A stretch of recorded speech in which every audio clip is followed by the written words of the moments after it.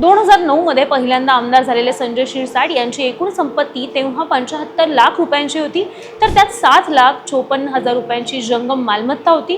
तर आता त्यांची एकूण जंगम मालमत्ता ही 13,37 लाखांवरती जाऊन पोहोचली। 2009 मध्ये 58,25,000 रुपयांची स्थावर मालमत्ता त्यांच्याकडे होती, तर आता सध्या ती 19,65 लाखांच्या वरती जाऊन पोहोचली। 2009 मध्ये त्यांच्याकडे केवळ 4,96,000 रुपयांचं सोनं होतं, तर सध्या त्यांच्याकडे 1,42 लाख रुपयांचे सोनं आणि दागिने आहेत। तर आमदार होण्यापूर्वी त्यांच्याकडे 2,58,000च्या ठेवी होत्या, तर सध्या त्यांच्याकडे 81 लाखांच्या ठेवी आहेत।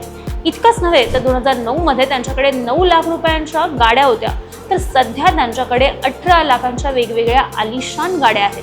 तर आमदार होण्यापूर्वी 2009 मध्ये 2,22,000 रुपयांची रोकड असणाऱ्या शिरसाटांकडे सध्याला 44,78,000ची रोकड आहे। तर सध्या त्यांच्याकडे 4,37,60,000 रुपयांची शेतजमीन आहे।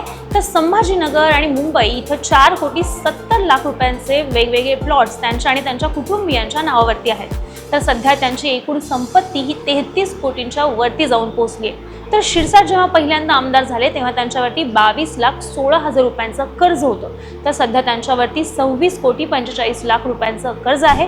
सध्या ते 64 कोटी रुपयांचं हॉटेल संभाजीनगरमध्ये खरेदी करत आहेत त्यांच्या मुलासाठी, त्यामुळे त्यांची संपत्ती मोठ्या चर्चेत आली आहे।